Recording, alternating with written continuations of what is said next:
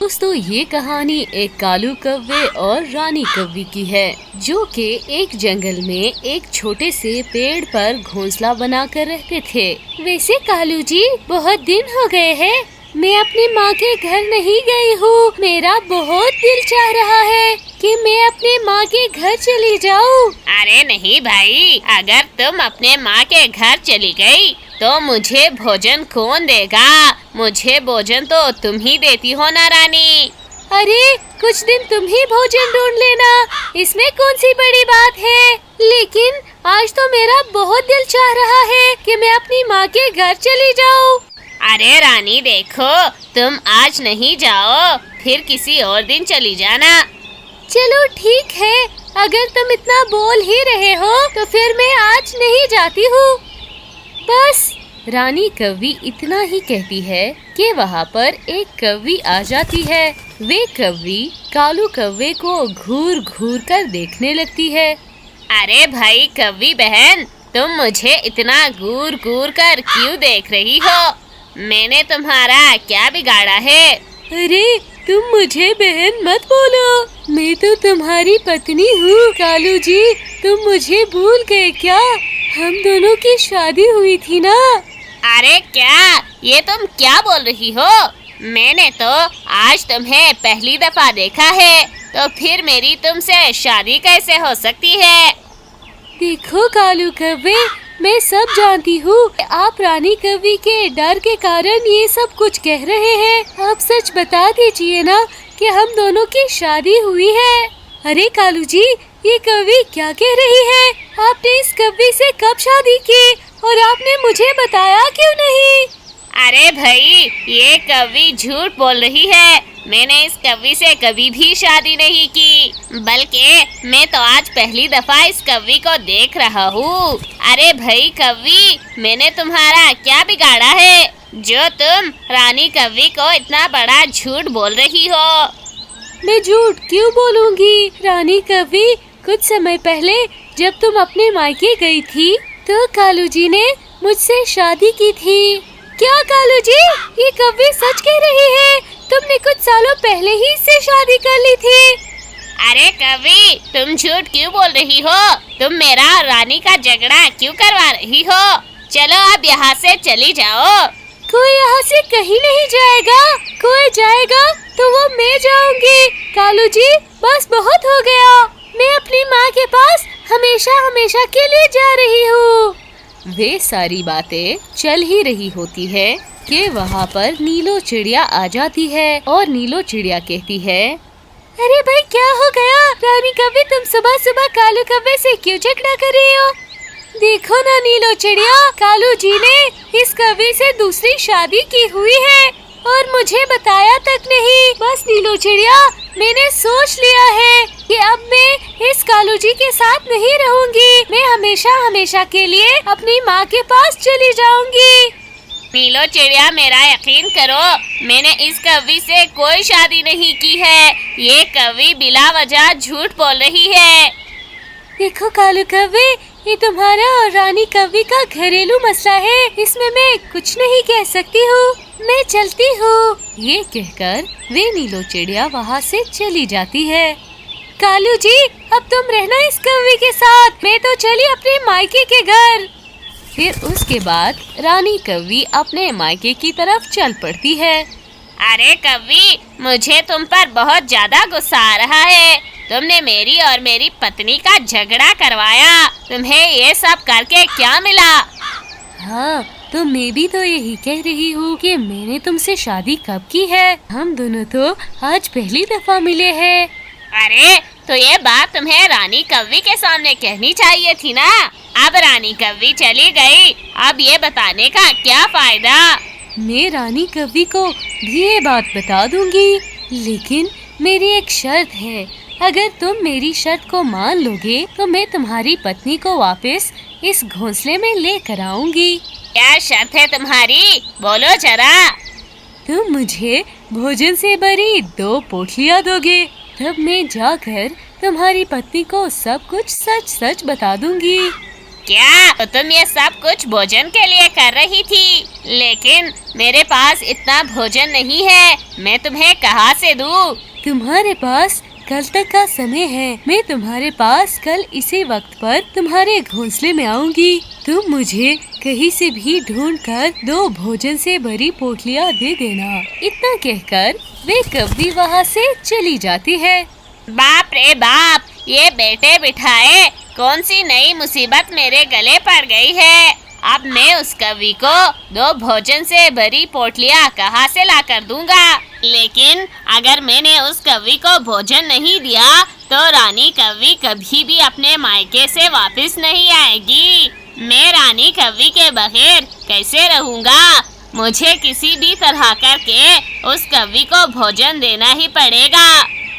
और फिर कालू कौवा भोजन की तलाश में वहाँ से चला जाता है। कालू कौवा भोजन ढूंढते ढूंढते वहाँ पर मंडला रहा होता है, लेकिन कालू कौवे को एक दाना भी भोजन का वहाँ पर नहीं मिल पाता। इसीलिए कालू कौवा भोजन ढूंढता ढूंढता जंगल से बाहर चला जाता है। कालू कौवा जंगल से बाहर भोजन ढूंढ रहा होता है कि कालू कौवा देखता है कि सामने एक पक्षी 2 भोजन से भरी पोटलियाँ लेकर वहाँ से जा रहा होता है।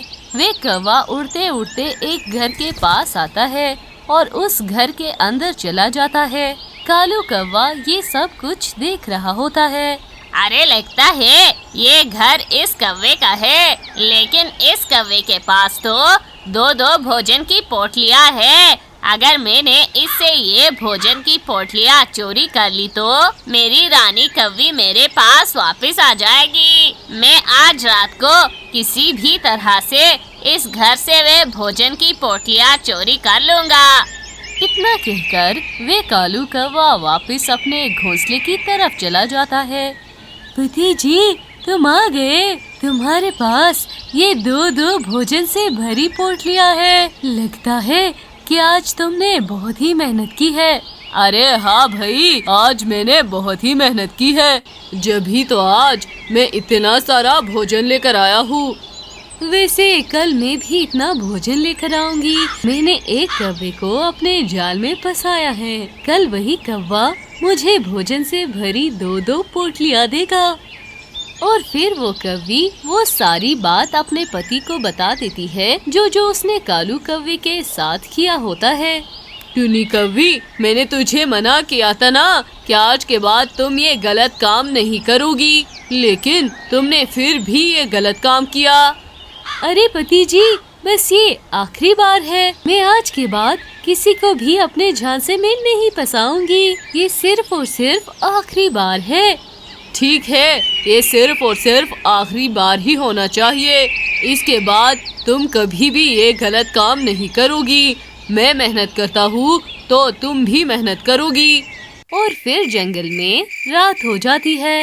अरे चलो भाई चलो, रात हो गई है। मैं जल्दी से जाता हूँ और उस घर से जल्दी से वे भोजन की पोटलियाँ लेकर आता हूँ। और फिर ये कहकर वे कालू कौवा उस घर की तरफ भोजन चोरी करने के लिए चला जाता है। कालू कौवा चोरी छुपे उस घर के अंदर आता है। घर में काफी ज्यादा अंधेरा था, जिस कारण कालू कौवा उस कव्वी को नहीं देख पा रहा था। अरे चलो भाई, घर में तो बहुत ज्यादा अंधेरा है। मैं जल्दी से ये भोजन की पोटलियाँ चोरी करके यहाँ से ले जाता हूँ। और फिर वे कालू कौवा फौरन से वो भोजन की पोटलियाँ चोरी करके अपने घोंसले की ओर चल देता है। और फिर अगली सुबह हो जाती है। और फिर जब वो कौवा और वे कव्वी उठ जाते हैं तो वे दोनों देखते हैं कि उनके घर में तो वो 2 भोजन की पोटलियाँ है ही नहीं। वो दोनों काफी ज्यादा परेशान हो जाते हैं। अरे टुनी कव्वी, ये क्या हो गया है? लगता है कल रात किसी ने हमारे घर से वे दोनों भोजन की पोटलियाँ चोरी कर ली है। मैंने कितनी मेहनत से वे भोजन जमा किया था। अरे पति जी, तुम बिल्कुल भी फिक्र ना करो। मैं अभी जा रही हूँ ना उस कौवे से वो भोजन की पोटलियाँ लेने के लिए। तुम बिल्कुल भी चिंता मत करो। ये कहकर वे कौवी कालू कौवे के घोंसले की तरफ चल पड़ती है। अरे आ गई तुम, तुम्हारा भोजन एकदम तैयार है। ले जाओ अपना भोजन तुम, और फौरन से तुम रानी कौवी को किसी भी तरह से मेरे घोंसले में लेकर आओ वापस। और फिर वो कौवी वे भोजन लेकर वहाँ से चली जाती है और कुछ देर के बाद रानी कौवी भी अपने घोंसले में वापस आ जाती है। कालू कौवा रानी कौवी को देखकर बहुत ही ज्यादा खुश हो जाता है। अरे कालू जी, मुझे माफ कर दो। मुझे सब कुछ उस कौवी ने सच सच बता दिया है कि वे कौवी ये सब कुछ सिर्फ और सिर्फ भोजन की वजह से कर रही थी। और फिर कालू कौवा भी रानी कौवी को माफ कर देता है और कालू कौवा और रानी कौवी एक दूसरे के साथ खुशी खुशी रहने लगते हैं। अरे पति जी, ये देखिए मैं भोजन लेकर आई हूँ, वो भी 2-2 पोटली भर भर के। अरे टोनी कौवी, ये पोटलियाँ तो मेरी है जो कल रात हमारे घर से चोरी हुई थी। इसका मतलब ये है कि कल रात को उस कौवे ने हमारे घर से हमारी ही पोटलियाँ चुरा कर हमें वापस लौटा दी है। सब कौवे एक जैसे ही होते हैं। जैसा कि तुमने उस कौवे के साथ किया, उस कौवे ने भी हमारे साथ वैसा ही किया। और फिर वो कौवी हमेशा हमेशा के लिए पक्षियों को परेशान करना छोड़ देती है। इस कहानी से हमें ये प्रेरणा मिलती है कि हमें कभी भी किसी के साथ गलत नहीं करना चाहिए। कौवे रानी कौवी, क्या बात है, आज तुम दोनों मेरे पास क्यों आए हो? बादल भैया, हमारे जंगल में बहुत ज्यादा गर्मी हुई है और काफी दिनों से बारिशें भी नहीं हुई है। इसीलिए मैं और रानी चाहते हैं कि आप हमारे जंगल में आकर बारिश कर दे। ठीक है कालू कौवे, आज से 2 दिन के बाद मैं अपनी पूरी मंडली के साथ तुम्हारे गांव में बारिश का पानी बरसाने के लिए आ जाऊंगा। तुम अपने जंगल के सभी पक्षियों को बता देना कि आज से 2 दिन के बाद बरसात है, ताकि वे सारे पक्षी अपने अपने लकड़ियों के मजबूत से घर बना ले। हाँ हाँ बादल भैया, आप बिल्कुल भी फिक्र ना करें। मैं जाकर जंगल के सभी पक्षियों को ये बात बता दूंगा। बस आप पूरे 2 दिन के बाद हमारे जंगल में बारिश करने के लिए आ जाना। फिर ये कहकर कालू कौवा और रानी कौवी वहाँ से चले जाते हैं। रानी चलो, हम जंगल के सभी पक्षियों को बता देते हैं कि आज से 2 दिन के बाद हमारे जंगल में बरसात होने वाली है। इसीलिए सभी पक्षी अपने लकड़ियों के घर बना ले। अरे कालू जी, तुम पागल तो नहीं हो गए हो ना? हमारे पास इन पक्षियों से बदला लेने के लिए इससे अच्छा मौका कहाँ होगा?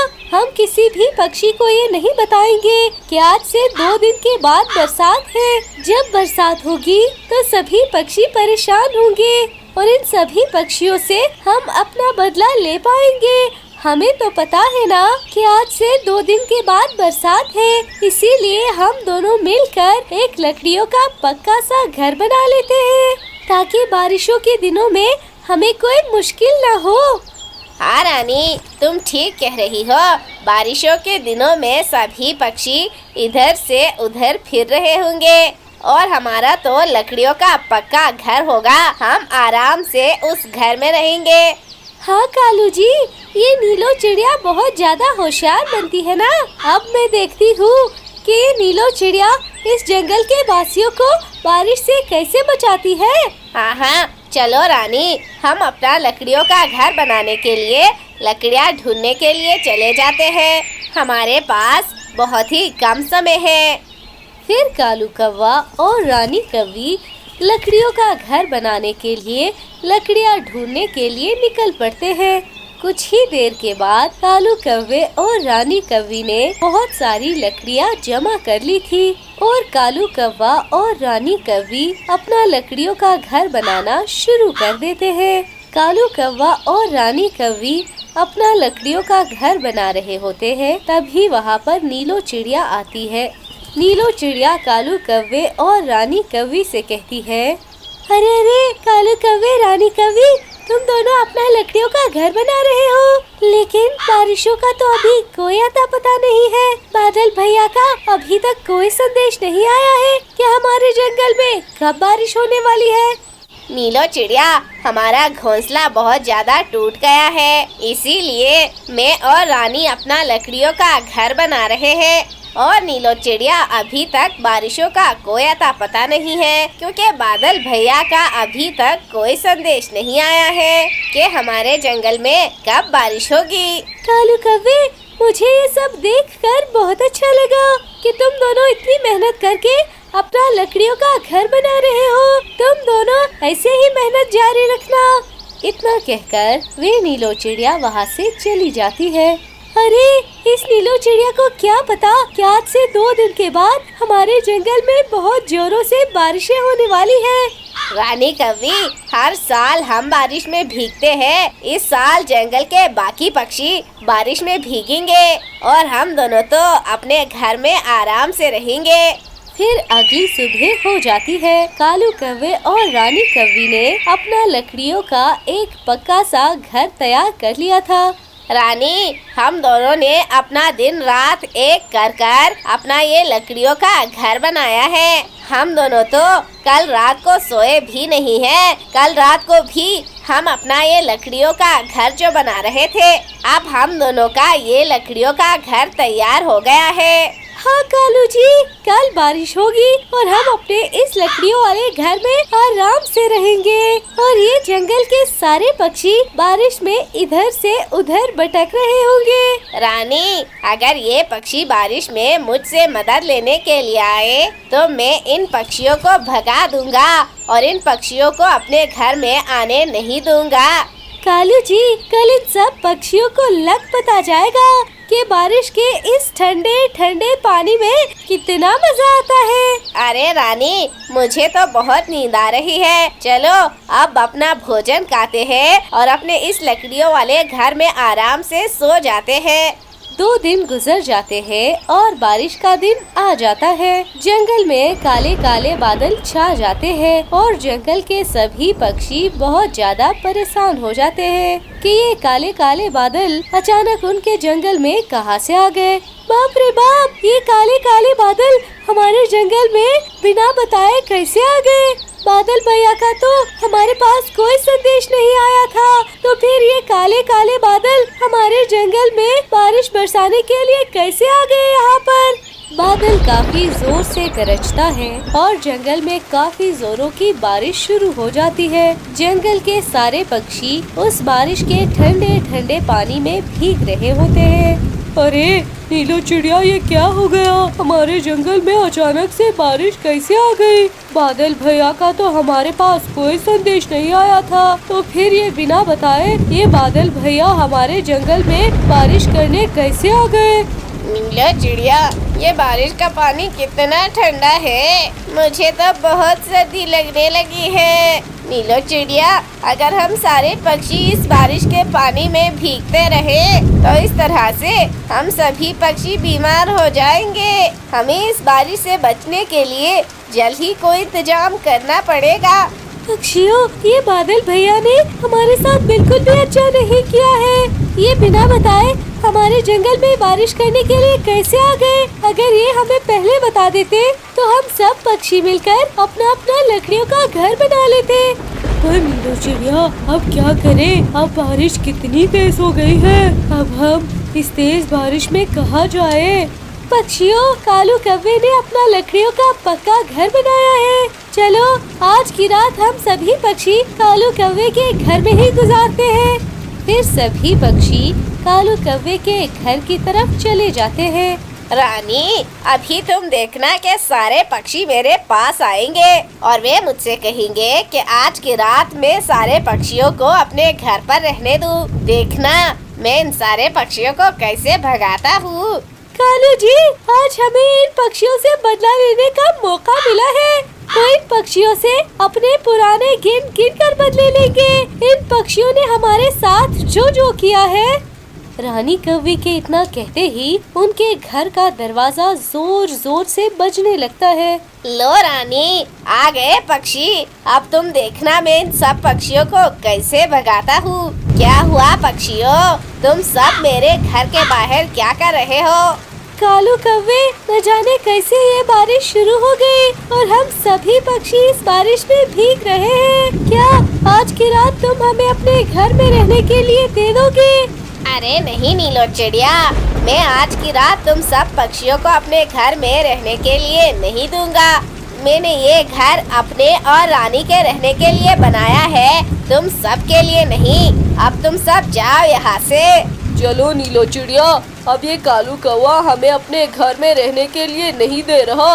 चलो हम कहीं और चलते हैं। फिर सभी पक्षी उदास होकर वहाँ से चले जाते हैं। नीलो चिड़िया, अब हम करें तो क्या करें? अब हम इस तेज बारिश में कहाँ जाए?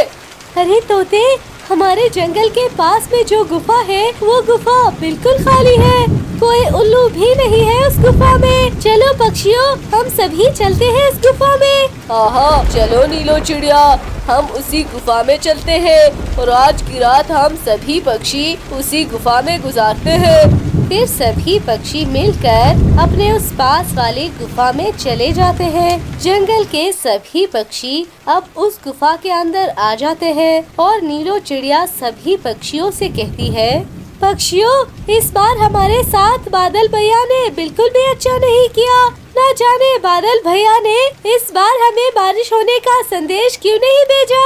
पक्षियों, तुम सब यहीं पर बैठो, मैं बादल भैया के पास से आती हूँ और उनसे पूछती हूँ कि इस बार उन्होंने हमें संदेश क्यों नहीं दिया। नीलो चिड़िया, संभल के जाना, इस बार बारिश बहुत तेज है। फिर नीलो चिड़िया बादल भैया के पास चली जाती है और फिर नीलो चिड़िया उड़ते हुए बादल के पास आती है और फिर वे बादल से कहती है, बादल भैया, आपने हमारे साथ ऐसा क्यों किया? हमने आपका क्या बिगाड़ा था जो आपने इस बार हमें बारिश होने का संदेश नहीं दिया था? अरे नीलो चिड़िया, ये तुम क्या कह रही हो? मैंने तो संदेश दिया था कि तुम्हारे जंगल में बारिश होने ही वाली है। तुम सब पक्षी अपने अपने लकड़ियों के मजबूत से घर बना लो।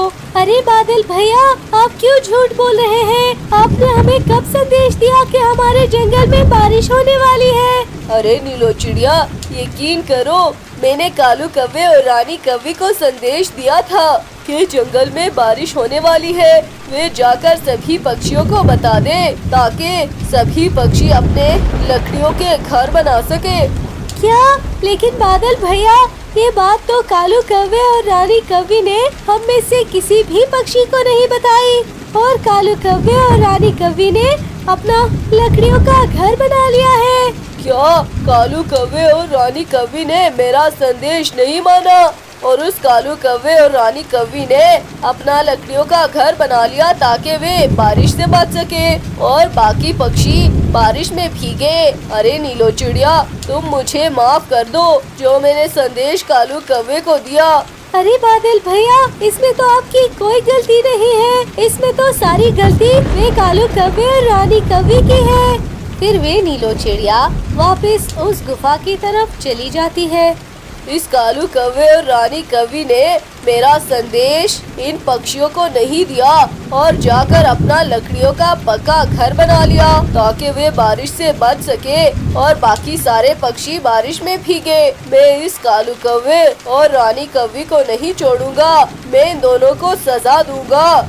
फिर वे बादल गुस्से में कालू कव्वे और रानी कव्वी के घर की तरफ चला जाता है। फिर वे बादल कालू कव्वे के घर के पास आता है और वे बादल गुस्से में कालू कव्वे के घर के ऊपर बिजली गिरा देता है, जिससे कालू कव्वे का घर टूट फूट सा जाता है और कालू कव्वा और रानी कव्वी भी काफी ज्यादा जख्मी हो जाते हैं। अरे कालू कव्वे, ये क्या हो गया? ये बिजली हमारे ऊपर कैसे गिर गई? हमारा घर तो टूट गया है। रानी, ये सब तुम्हारी वजह से हुआ है। तुम्हें बहुत पड़ी थी ना इन सब पक्षियों से बदला लेने की। लगता है हमें इन सब पक्षियों से बदला लेने की सजा मिली है। हाँ कालू जी, हमें इन पक्षियों से बदला लेने की सजा मिली है। इस तरह से कालू कव्वे और रानी कव्वी को अपने किए की सजा मिल जाती है और वही उस जंगल के बाकी सारे पक्षी उस गुफा में आराम से सो रहे होते हैं। दोस्तों, इस कहानी से हमें ये सीख मिलती है कि अगर हम दूसरों के साथ गलत करते हैं तो हमारे साथ भी गलत होगा। तो इसीलिए हमें दूसरों के साथ अच्छा करना चाहिए ताकि हमारे अपने साथ भी अच्छा हो।